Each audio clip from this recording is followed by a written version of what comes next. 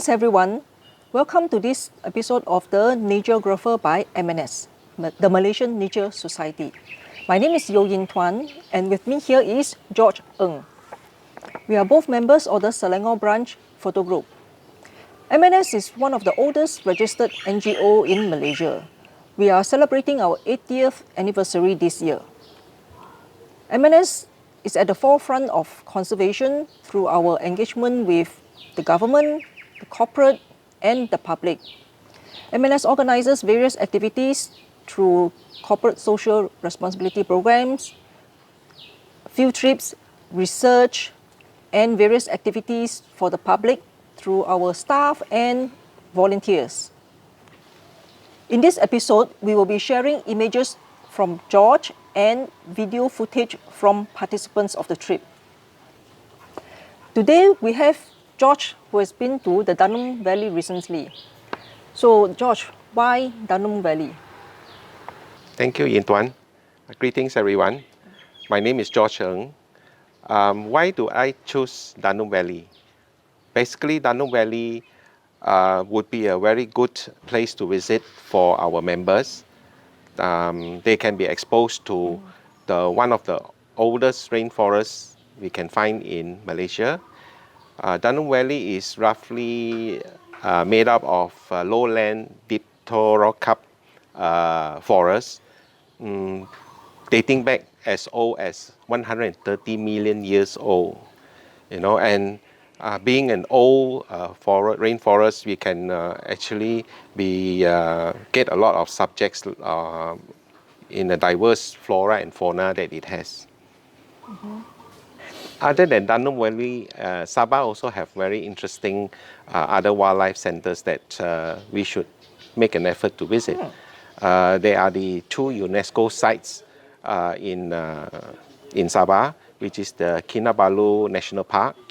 Well, that is the starting point where people that wants to climb the summit of Mount Kinabalu, Kinabalu Park.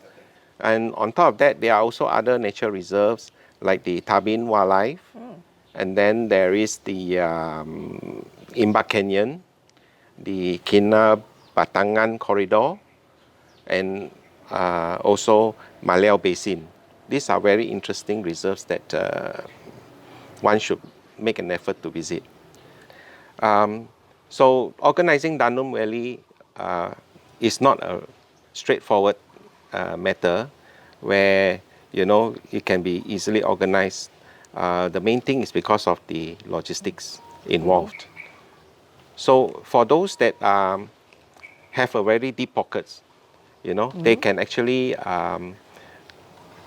visit Danum Valley on a luxurious way by booking through the Rainforest Lodge at Danum Valley. I see.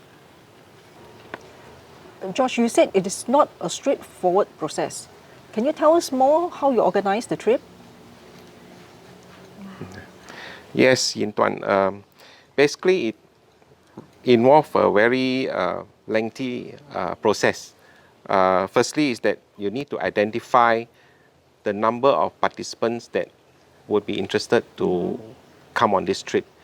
And then the second would be the economies of scale that we need to work out, as it involves a flight from Peninsula to the Borneo side of the state of Sabah.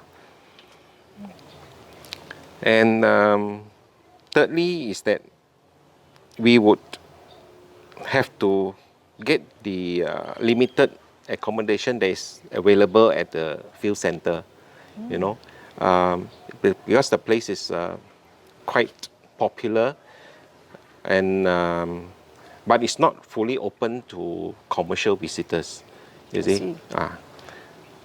And then lastly is that the activities that need to be conducted for our limited time there. All right.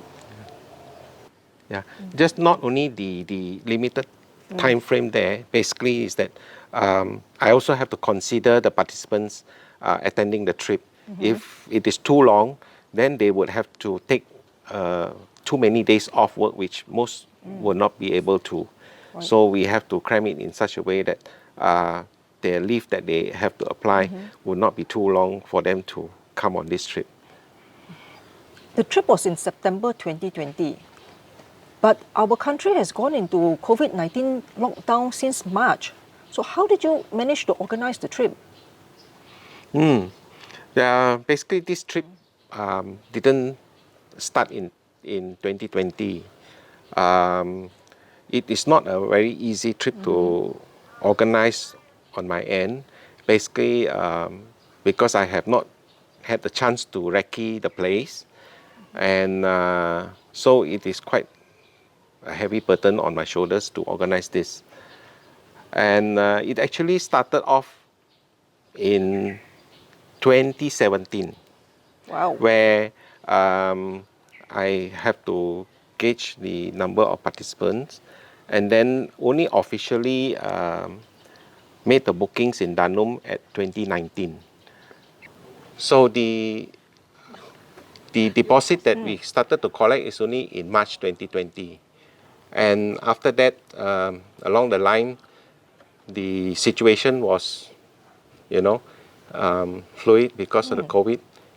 And we were feeling optimistic about the trip. So in August, all the participants fully paid up for the trip. You mentioned August 2017. Yes. In 2017, I did put a announcement out to gauge the number of participants that are interested for the trip, and you can say that it was quite encouraging. There were 36 participants that registered for it. So George, tell us about your itinerary at Danum. Tuan, that I mentioned, it is a rainforest dating back as old as 130 million years old. It is a treasure trove for a vast variety of flora and fauna. And also there are endemic species only in Borneo. Is there a lot of hiking involved? Does one have to be very fit? In any forest, you definitely expect to trek a bit, right? But the only thing is that depends on what you want to do and where you are heading to in the forest. Putting up a scale of fitness, basically at least 3, Okay. 5 in the scale of 5, and if those that are unfit, they can actually stay around the compound of the conservation center. So what can we see in the compound at the conservation center? So surprisingly, that this conservation center is quite good. We managed to see the endemic red leaf monkey, and then the crested fireback pheasant. We have the bearded wild boar, and also we managed to see the Sabah deer. Oh, that's very interesting. Wow, those are some very nice photos. George, please bring us further into the rainforest. Well, Tuan, we don't have much time to spend inside the rainforest. We only managed to squeeze in 3 days plus 1 night, because most of the time will be on travel also. And out of these 3 days and 1 night, we managed to get 3 trail walks. And out of these trail walks, we managed to visit the Tumbling waterfalls.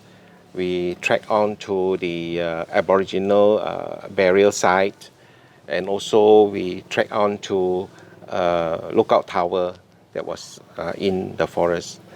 And on top of that, we managed to get 3 night walks, and also a night safari that everyone extremely enjoyed. Yeah, it was raining quite a bit, but didn't derail our program. And also, once in a while we get to walk in the rain was quite fun. I'm glad you enjoyed the rain. Yes.